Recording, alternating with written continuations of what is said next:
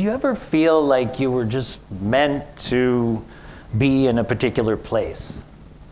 To be living a particular life? Like destiny? I don't know if there is such a thing, but I do know that I lived most of my life feeling like I just wasn't there yet. I didn't know where there was. I didn't know how to get there. I just knew that I wasn't there. And I just felt unsatisfied, vaguely unsatisfied and stuck. And then something happened. I just managed to let life grab a hold of me or something, and I got unstuck. And it changed everything. I grew up in Northern California. It is one of the most beautiful and best places to live in the world. I had a really rich and interesting life there. I was a natural food chef, catering for events and seminars and retreats. I really liked feeding people and making them happy, and I was pretty good at it. I had lots of good friends, and I had time to, spend outdoors hiking. I had time to go on my meditation retreats. As comfortable as I was in this life, I just kept getting the feeling more and more like something was missing. Cooking started to get kind of old, and I was getting tired of it. When I tried to take on more responsibility, to get out of the kitchen, I just always ended up feeling overwhelmed and stressed out. I tried teaching high school. It was way too hard. I thought maybe I could go to traditional Chinese medicine school and become an acupuncturist. I became the marketing director of a grocery store. There are just so many things, but I always ended up feeling like overwhelmed and stressed out again. And I would just have to go back to simpler work. I didn't know it at the time, but I was living with undiagnosed ADHD, attention deficit hyperactivity disorder. Now, ADHD comes in different varieties. It's different for every person. My particular flavor did not actually have any hyperactivity. For me, what it means is it's really hard to plan, to organize, to follow through on tasks, what they call executive functioning. See, for a neurotypical person, it's relatively easy to produce the feel-good reward chemical dopamine in the brain. And this helps a neurotypical do things like the dishes, math tables, or getting started on their TED Talk earlier than 2 days before you have to give it. So I was also identified as a young kid as being gifted with high intelligence. And it showed early on. I always had my hand up in class. I was very bright, inquisitive, but you know what? By the time I got to like 4th grade, when they started assigning long-term assignments and term papers and things, the cracks started to show. I remember just staring at a blank page for hours, sometimes night after night, and I just didn't know what was wrong. Because I was so bright, people just told me, it's just that you're underachieving, and I bought it, But nobody told me what to do about it except just stop avoiding your homework. So I eventually just figured I have an attitude problem. Other people they're just more disciplined than I am, and I'll grow out of it someday, somehow. Didn't happen. I graduated high school by the skin of my teeth. It took me 7 or 8 years to finish a 4-year science degree, after which I ended up in the culinary industry. Like in my case, I love mushrooms. So I learned how to be an expert in foraging wild culinary mushrooms. I read somewhere that walking barefoot is really healthy. So I swore off wearing shoes for a whole year. I really like words, so I became a competitive Scrabble player for a while. I became certified to work in an ambulance. I don't even remember why. To, get to know my higher self, what did I do? I spent 2 years at a Vipassana meditation center, just meditating and living there and doing seva. I was accepting that, this is going to be it. And then I saw my first Bollywood film. It was Lagan. It was the most, I know. It was the most beautiful thing I'd ever seen. I'd never seen a Hindi film before, and it just blew me away. I mean, I love the story, I love the characters, I love the music, I love the language, I just love the vibe. So something really moved inside me. And I watched like another 150 Bollywood movies over the course of the next year.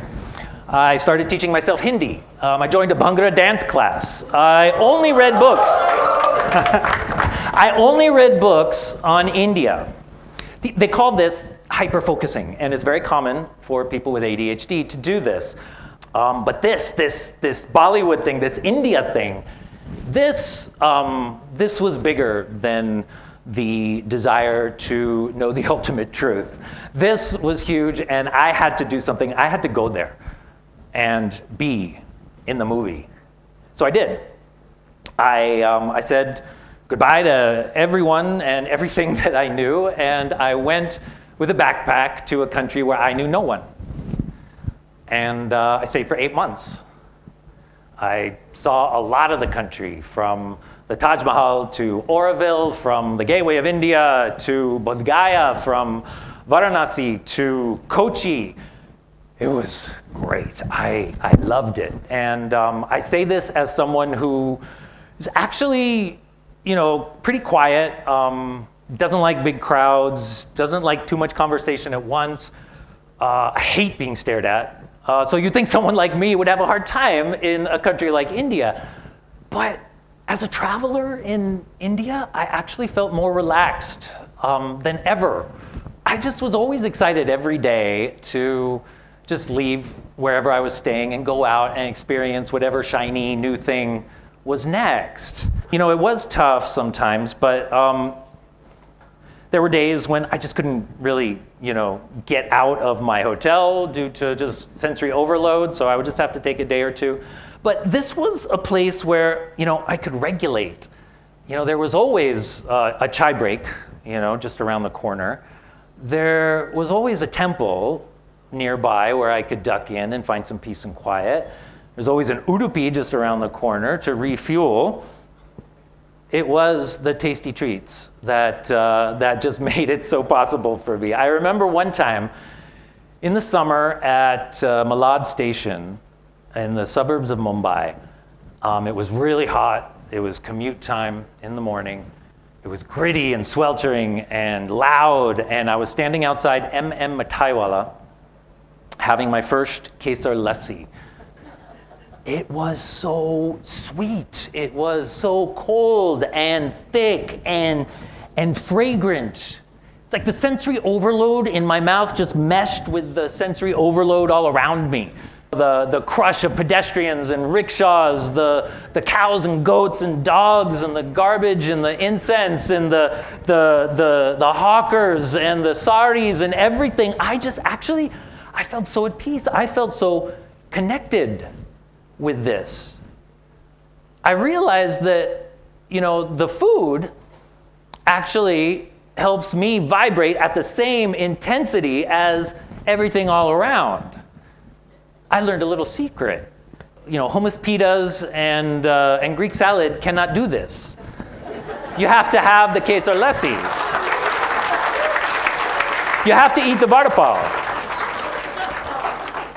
So I kept having experiences like this, and eventually I just felt like there's nowhere else in the world that I want to live. When I had to come back to America, I just felt like I didn't fit in anymore. I couldn't settle. Everything seemed so deserted and quiet and weird and cold. All I could think about was coming back to India, so I did. Took me about almost 2 years, but I made it back. But this time, I came to seek my fortune in Bollywood, right? So I could live in India forever. And I didn't really have a plan. I already told you I'm not so good at planning, so I just was gonna show up in Mumbai and play it by ear. I know it sounds wacky, but at the same time, I think it was really brilliant because I knew a lot. I knew a few things, like, even though I'd only been involved in like college theater and stuff, I always had a huge kira for acting, and I never actually admitted it to anyone, but it was huge. So I knew I had the passion. And I also knew that there was a niche for a white face like me who can speak pretty decent Hindi already in the industry. There's all these British colonial villains for one. I saw this. This was my thinking. On Republic Day, actually, I booked my first gig. I booked my first shoot. During which the director and I just fell totally in love with each other. We got married 2 years later. We had a kid, all right? We bought a flat, all right? When the work wasn't keeping up with our needs, my film director wife actually was able to step in and start managing my work and take it to the next level. By then, I was playing the 2 main British villain roles in a hit serial, yes, a double role, and I had become a successful voice artist. And then I started getting, major roles in big films. I got to host my own travel show in Hindi. I had a stint on the cast of the biggest comedy show in the country. My current release that I have a major role in is becoming one of the biggest Indian blockbusters of all time. And I get to live in the place where I love. I get to live where I feel at home because of all this. I even got my ADHD diagnosis, finally, in India, in Mumbai. And again, thanks to my long-suffering wife, who had been picking up too much slack for too long and finally insisted.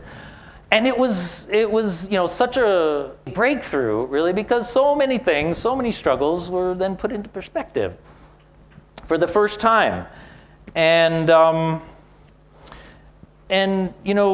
of this would have been possible before I came to India. I found a place where, I really fit in, that fits in with me, instead of continuing to struggle in the place I happen to be from. And, so many of the obsessions and skills that I picked up during my life, they're coming in handy now. For an ADHD brain, film acting is actually ideal. It's just one scene, one line at a time, sometimes just one moment at a time, and you just got to follow directions. And that's something I can do. It's great for my brain that just gets completely, short-circuited anytime I try and multitask or think of the big picture. So it's just, this is the ADHD talking again. Doesn't say much. And I got to say, being really bad at planning and following through on things, and being able to look into the future, it's just something I can't do. There's a silver lining there, because I'm really comfortable with a large degree of uncertainty in life. And that's something that really comes in handy in the entertainment industry. And of course, I just love it here. And the culture, the weather, the food, the people. So no matter how hard things get, no matter what difficulties come, I always know I can ground, I can find my center, and I'll be okay. So I don't know, what's the moral here? I spent most of my life thinking that I needed to fix something that was wrong with me. But as soon as I started to focus on what was right with me, what brings me joy in life, and the path was obvious. And it didn't matter, how unreal, how unlikely, how wacky it seemed. I just had to trust it. I just had to trust myself. Thank you.